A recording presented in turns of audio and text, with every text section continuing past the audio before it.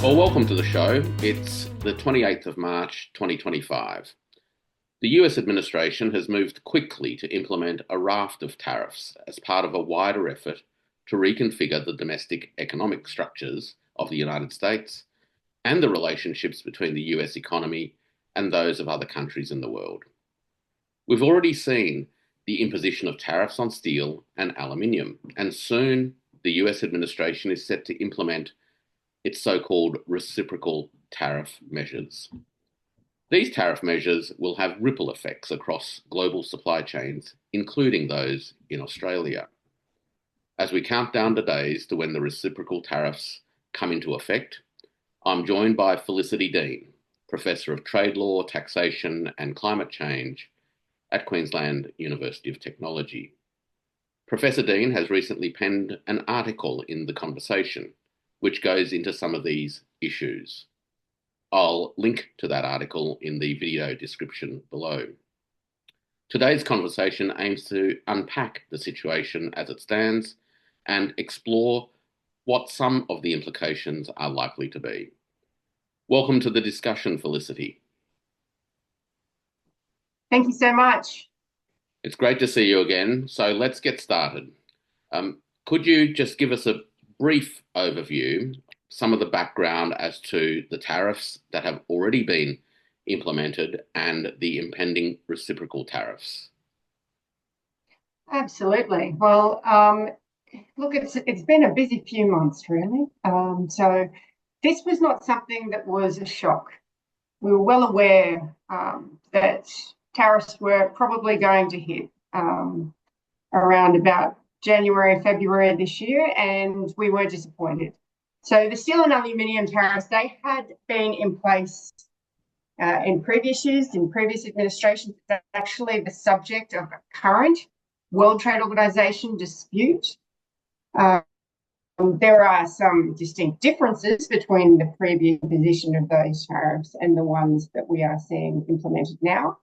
However, they have been shown to infringe World Trade Organization obligations and not to be excused by the national security exception that has been trotted out as a way of justifying them. So that we've seen these things in place for quite some time. The United States has been drifting towards a more protectionist type of approach when it comes to their trading partners. Free trade has been prioritised really since the end of World War II. It was seen as being more than just about trade. It was seen as being something that could ensure international relations. And since World War II, there was this trend towards free trade rules, opening up borders and ensuring that consumers have access to products from all over the world.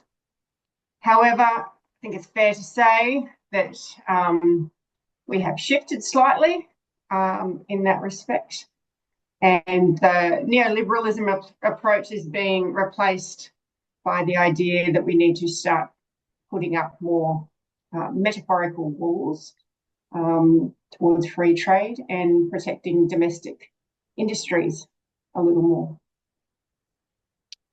So in your article, you mentioned that the reciprocal tariffs measures from the United States in effect undermine or walk back on the bilateral commitments made between Canberra and Washington 20 years ago now, in 2005, under the Australia-United States Free Trade Agreement. Can you just explain a little about what that agreement entailed and how the measures from the current US administration relate to that agreement? Absolutely. So that agreement covers a range of different products and services that are the subject of trade between the two nations. And the idea was that over time, that gradually any barriers to trade would be removed.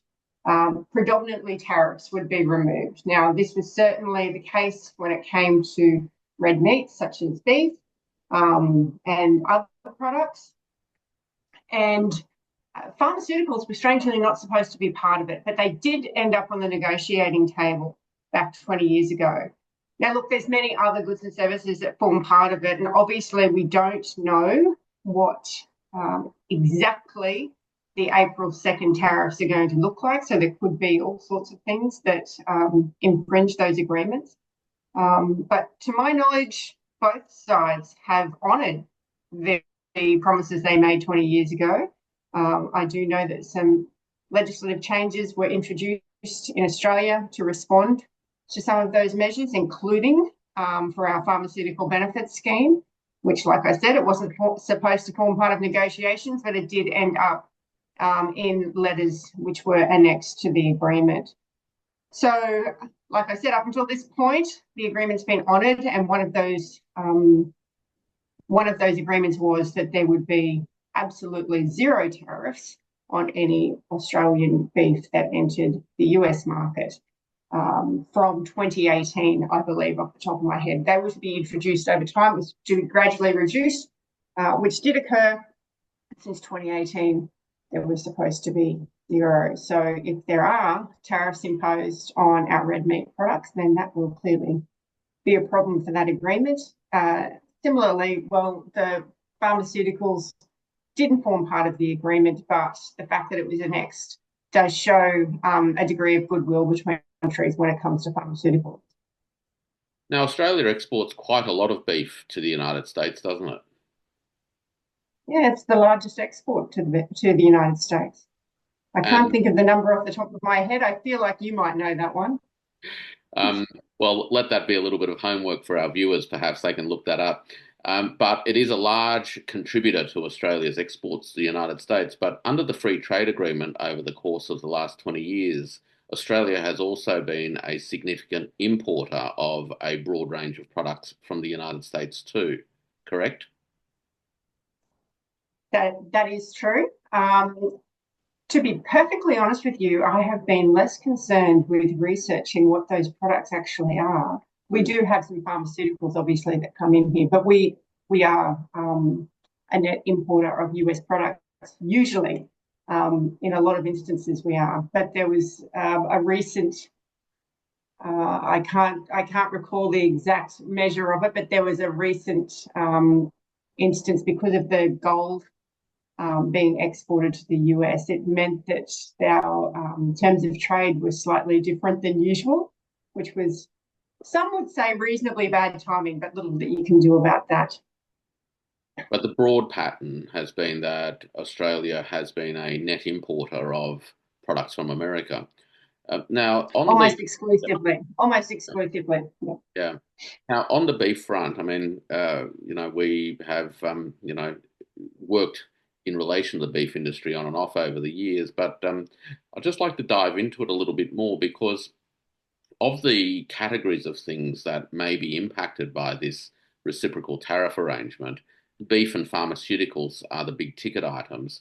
Could you give us a flavour, so to speak, of the potential implications for the Australian red meat sector of such tariffs and how the Australian red meat sector may be impacted and ultimately compelled to respond? So that's the first part of the question. And the second part really goes to what this may mean for American consumers, including the restaurants and catering sector, should there be an increase in the costs of Australian red meat into that market. Okay, two-part question. Let's see if I can remember that. So the first part of your question and the impacts on the red meat sector and how should they respond?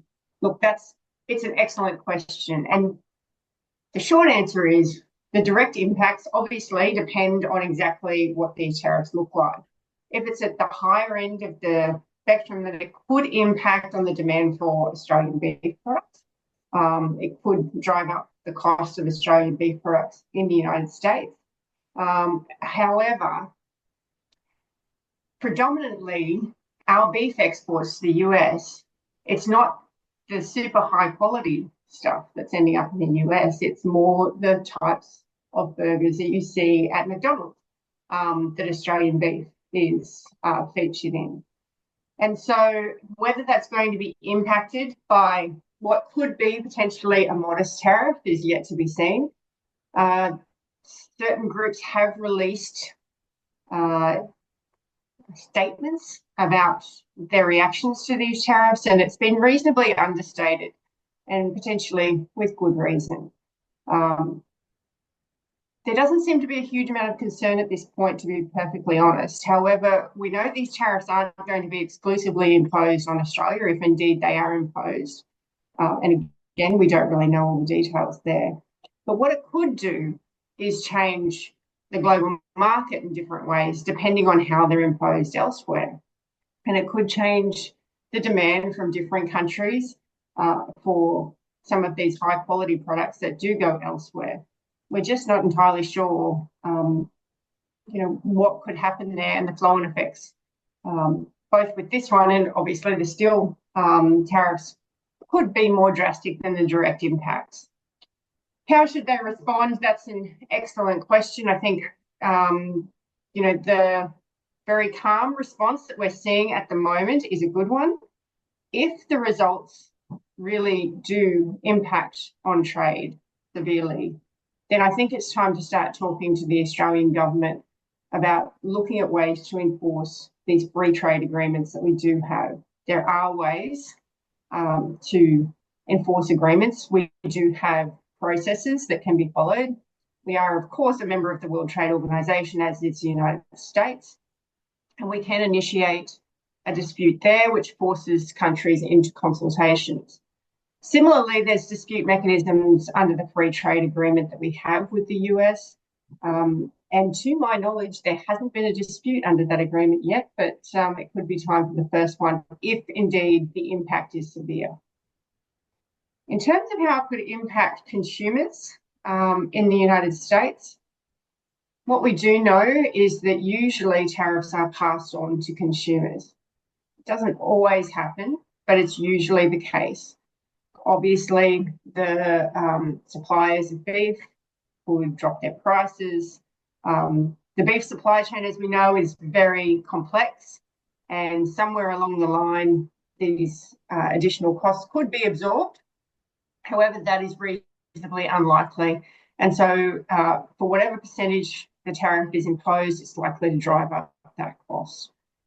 And as mentioned, even though we're not talking about these high quality products, so it may not be a drastic increase, we do know that there's a lot of families in the United States who do rely on food that is reasonably inexpensive to feed their families, so it could impact on those more severely than those in the higher income brackets. Yeah, I find it kind of interesting that something like red meats will be affected because the ostensible driver behind the broader tariff ambition is to rejuvenate American manufacturing. And whilst it could be said that red meat is a form of food manufacturing, it is nonetheless constrained by the speed at which one can expand the cattle herd, which is again constrained by the availability of land, water, feed, and of course the rate at which cattle reproduce. Now, moving on though from the meat industry, the most touchy one seems to be the potential impacts on the Australian Pharmaceuticals Benefit Scheme and the pharmaceuticals industry broadly speaking. Could you paint a picture for us in terms of, firstly, the background of the pharmaceuticals benefit scheme and how it has been exposed, I guess, to the risks of this particular set of tariff proposals?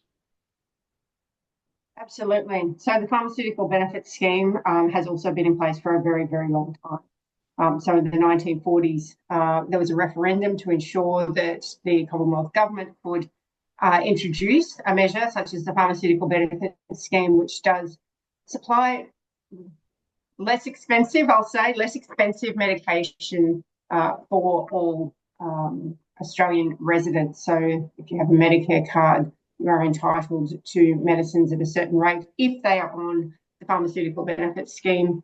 If you are a pensioner or a low-income individual, then you're entitled to even cheaper. So it's quite a subsidy from the Australian government. Now, this pharmaceutical benefit scheme also involves these pharmaceutical companies negotiating directly with the Australian government. There is essentially one big consumer of pharmaceuticals in this country, and it is the government. And so when they're negotiating as to whether a particular medication is going to end up on pharmaceutical benefits scheme, they will obviously try and get the best price possible for the scheme. We as consumers don't necessarily pay that price. Like I've said, that's still subsidised by the government, but still there were concerns from the pharmaceutical industry in the United States that this was a form of non-trade barrier. Not only that, but concerns around the time it took to notify companies whether they were accepted as part of this scheme was also considered to be prohibitive. So there were a number of concerns, and the reason that this was flagged as something that could potentially come up, not only it was a very prickly issue during the free trade agreement negotiations. Like I said, it wasn't supposed to be on the table, ended up in the annex to the agreement. We also saw a report. Now, this was a Biden administration report that came out in 2024 showing that, in fact, there were a number of non-tariff barriers to trade, and this listed such things as beef and pharmaceuticals. So that alerted us, but then we also found out that there was some lobbying going on from the pharmaceutical industry saying that the pharmaceutical benefits scheme was prohibitive and most definitely a non-tariff barrier to trade. Far stronger words were used than that in relation to the pharmaceutical benefits scheme. Now, that doesn't mean that anything needs to change on Australia's end in terms of the PBS, although it has become an election issue as well.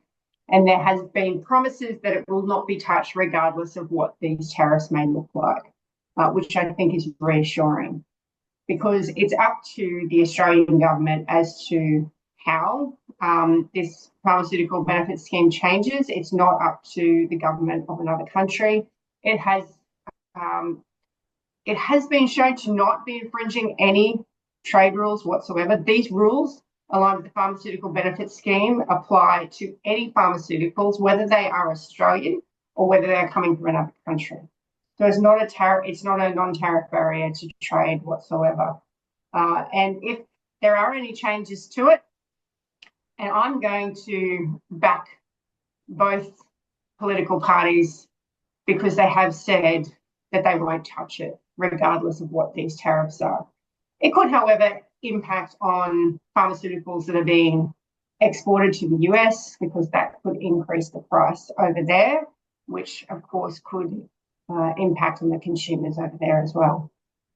Perhaps one of the unintended consequences of this is that it has put the question of national policy sovereignty fairly and squarely on the table. Perhaps inadvertently, because trade policy, in many ways, is not quite meant to do this, but it seems that in some ways it has. But you also touched on the potential avenues, both through the free trade agreement, but also through the multilateral bodies of the World Trade Organization, for a country like Australia to pursue actions.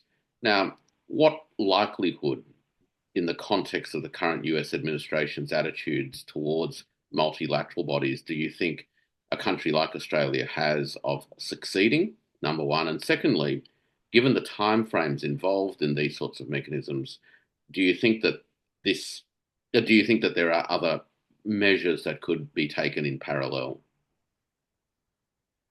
Now, there's an excellent question. In terms of the success, do I think negotiations or consultations are going to be successful? Highly unlikely. Do I think that they'll be successful in terms of any dispute that then follows? Because, so what happens? You initiate consultations. If you can't come to an agreement, then a panel is formed. The panel is made up of experts who can't be from any of either the parties to the dispute, and they look at what the dispute involves and consider whether it infringes these agreements. The success of that does not have anything to do with the attitude of either of the countries. It's purely a legal dispute.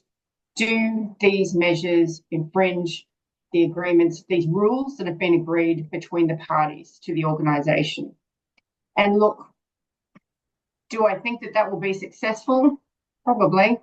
I think that there's a very good chance to show that these do infringe World Trade Organization rules, or alternatively, if we look at the free trade agreement, depending on how these are introduced, or even any tariffs placed on products like beef, will absolutely be in violation of that agreement.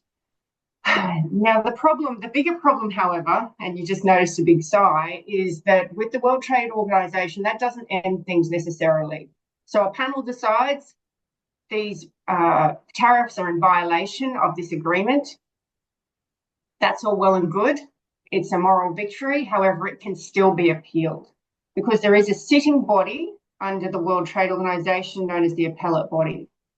Now, we currently don't have sufficient members of the appellate body because the membership has been blocked. After a certain period of time, your position as an appellate body member does expire and needs to be replaced. But new membership has been blocked, in fact, by the United States administration for quite some time. So we can't blame the most recent events on that at all. However, it has been blocked for some time, and it means that if an appeal comes from a panel dispute, then it appeals into the void at the moment. It doesn't go anywhere. And there are many disputes waiting to be decided by a future appellate body once we get past a period of having those appointments blocked, if indeed we do. One of those appeals is about steel and aluminium tariffs that were imposed several years ago. As in, I believe it was 6 or 7 years ago that those were imposed now, but that is waiting to be appealed because the panel has determined that it is in violation of the agreement. So will it succeed? I think so. Will it achieve anything? Potentially unlikely. Other things that could be done? Well, that's a very good question. I certainly don't agree with imposing reciprocal tariffs on United States products for the simple reason that we've discussed in terms of where tariffs are usually felt, and that's by consumers. Now, we have had high tariffs in this country in the past. You might recall, I can't really remember the time, but I do recall that it did used to be a lot harder to get. It was before your time, Felicity, but perhaps I can remember it. I don't think entirely. I was on the edge of it maybe, but we used to be very difficult to get products over here and to get cheap products. Buying televisions used to be extremely hard. And so we went through this period of lowering our tariffs. We've opened up trade. There are more options now for consumers. You can get products far cheaper than in the past. We know we're in a cost of living crisis at the moment. I don't think there's any secret about that whatsoever. So introducing tariffs is only going to make things potentially worse. Look, we've got a couple of minutes left, and I just wanted to throw a little bit of a big picture curveball at you. Obviously, there are some big challenges on questions of national sovereignty that we've touched on, but it also seems to raise a wider question around the long-run attitudes of countries like Australia to multilateral trading institutions and what impact this set of tariff moves by the United States will have on those institutions. Perhaps over the next couple of minutes at the most, you could just give us a sense of what the future, say over the next 10 years, may look like. And it is speculative, of course. I think it's a bit scary, to be perfectly honest. Look, the system that we had was not perfect. There were a lot of critics of it. Neoliberalism was a bit of a dirty word for a lot of people. But the idea was that we were progressing towards fairness and supporting, different stages of economic development in a positive way. I also have the personal view that trade is more than just goods and services. And clearly it is in this day and age, it is more than goods and services. But it's also about international relations. It's also about removing those barriers to negotiations on other things. And if I may sidestep a little for a moment, just to mention, we do have a lot of big global challenges that we're facing. You know, a lot of the big challenges of this generation, they're not local, they are global, and we have to figure out how to work together to try and address them in meaningful ways.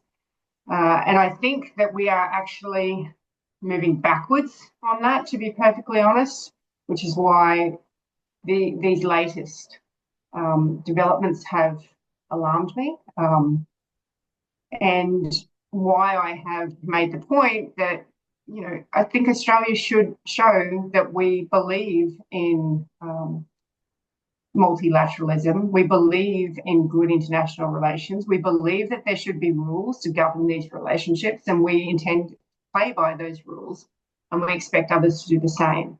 Now, whether that's going to have any real impact whatsoever, I don't know, but we can certainly make the point accordingly. Well, look, on that note, Felicity Deane, thank you very much for your insights.